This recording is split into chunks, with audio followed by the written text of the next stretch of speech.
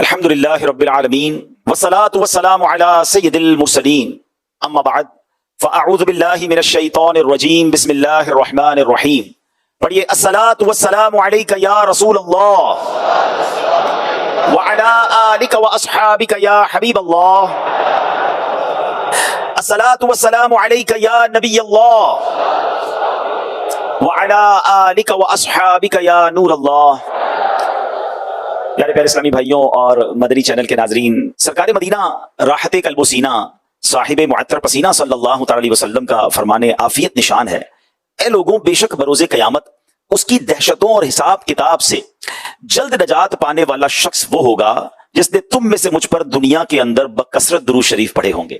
قیامت کا دن ایک مشکل دن ہے، یقیناً بہت زیادہ اس میں پریشانیاں ہوں گی، مگر ان پریشانیوں سے، ان مشکلوں سے، ان مصیبتوں سے جلدی فارغ وہ ہو جائے گا، نجات وہ پا جائے گا انشاءاللہ جو دنیا میں کثرت سے درود پاک پڑھنے والا ہوگا. اللہ کرے کہ مجھے اور آپ کو کثرت سے درود پاک پڑھنے کی عادت نصیب ہو جائے. نیت کر لیجئے اور آئیے مل کر محبت کے ساتھ درود پاک پڑھ لیجئے. صلو علی الحبیب صلی اللہ تعالی علی محمد صلی اللہ علیہ وسلم. جب بھی دنیا میں ذوالحجہ کا مہینہ آتا ہے، سبحان اللہ، ایک عجب سی بہار آ جاتی ہے. پوری دنیا میں دو ایسے اسلامک ایونٹ ہوتے ہیں، ایسے اسلامی تہوار ہوتے ہیں، اور اس طرح اسلامی فریضے سر انجام دیے جاتے ہیں کہ پوری دنیا کے مسلمان گویا موٹیویٹڈ ہو جاتے ہیں، پوری دنیا کے مسلمان گویا اس میں انوالو ہو جاتے ہیں. ایک تو الحمدللہ ہر سال حج ہوتا ہے اور لاکھوں مسلمان دنیا کے کم و بیش 150-200 ملکوں سے ٹریول کر کے حرمین طیبین پہنچتے ہیں. اور قریب وہ دن آنے والا ہے کہ جب مینا کی بستی آباد ہوگی اور مکہ پاک سے قافلے جب مینا کے لیے روانہ ہوں گے. یہ عجب روح پرور منظر ہوتا ہے. اور یقین جانیے میرے پیارے اسلامی بھائیوں، جو مینا اور عرفات کے 5 دن ہیں، حج کرنے والوں کو وہ ساری زندگی یاد رہتے ہیں. اچھا، حج تو 25-30 لاکھ حاجی کرتے ہیں، مگر ایسا لگتا ہے کہ دنیا کے کروڑوں مسلمانوں کے دل ان کے ساتھ دھڑک رہے ہوتے ہیں کہ وہ مینا پہنچ گئے، اب عرفات پہنچ گئے، اب مزدلفہ پہنچ گئے، اور دل میں یہ تسلی ہوتی ہے کہ ہمارے وہ بھائی ساری امت کے لیے دعائیں کر رہے ہوں گے اور ان کی دعاؤں کا ہمیں بھی حصہ ملے گا. حج کرنے والوں کے ساتھ ساتھ ایک اور اہم فریضہ، ایک اور اسلامی ایکٹیویٹی جو ہوتی ہے پوری دنیا میں، وہ الحمدللہ قربانی کی جاتی ہے. اور قربانی کروڑوں کی تعداد میں مسلمان ساری دنیا میں کرتے ہیں. تو یہ ذوالحجہ کے جو 10 دن ہیں، یہ بڑے ایکٹیو دن گزرتے ہیں مسلمانوں کے. اور بالخصوص اگر میں کہوں تو پاکستان میں اس کا جو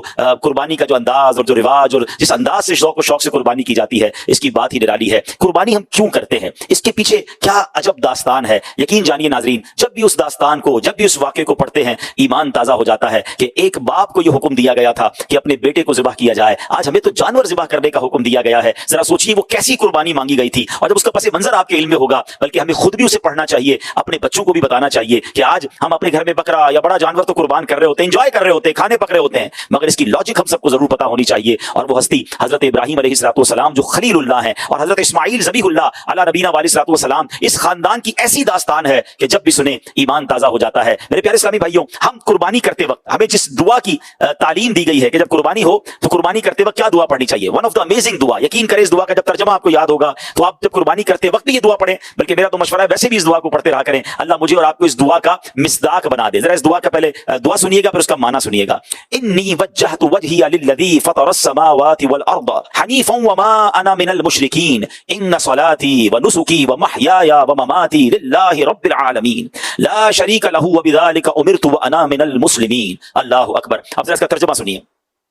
میں نے اپنا منہ اس کی طرف کیا جس نے آسمان و زمین بنائے، ایک اسی کا ہو کر، اور میں مشرکوں میں نہیں. بے شک میری نماز اور میری قربانیاں اور میرا جینا اور میرا مرنا سب اللہ کے لیے ہے جو رب سارے جہان کا. اللہ اکبر. اللہ کرے ایسے بن جائیں کہ ہمارا جینا، ہمارا مرنا، ہماری قربانی، ہمارا سب کچھ ہو تو وہ فقط رب تعالیٰ کے لیے ہو. آگے فرمایا اس کا کوئی شریک نہیں، مجھے یہی حکم ہے اور میں مسلمانوں میں ہوں. اے اللہ عز و جل، تیرے ہی لیے اور تیری ہوئی توفیق سے اللہ کے نام سے شروع. اللہ سب سے بڑا ہے. تو اے میرے پیارے اسلامی بھائیوں، یہ دعا میں تو ہم پڑھتے ہیں کہ میرا سب کچھ رب کا ہے، مگر کیا پریکٹیکلی ایسا کرتے ہیں؟ آئیے چلتے ہیں آج سے ہزاروں سال پہلے حضرت ابراہیم علیہ السلام کے دور میں. یقین جانیے ناظرین، نبی پاک علیہ السلام کی سیرت تو ہم سب نے ضرور پڑھنی چاہیے، مگر اس کے علاوہ بھی ہمیں انبیاء کرام کی سیرت پڑھنی چاہیے. اور یہاں میں مشورہ دوں گا کہ ان دنوں میں خاص طور پر حضرت ابراہیم علیہ السلام کی سیرت کو آپ پڑھیں. سبحان اللہ. ہمیں مکتبۃ المدینہ نے ایک بڑی پیاری کتاب بھی عطا فرما دی ہے انبیاء کی سیرت پر. ہمارے لیے سیرت الانبیاء جو کتاب ہے، مفتی قاسم صاحب نے جو کتاب لکھی ہے، امیزنگ بک ہے، اور اس میں انبیاء کی سیرت بڑے شاندار انداز میں بیان ہوئی ہے. اور حضرت ابراہیم علیہ السلام کی تو کیا بات ہے.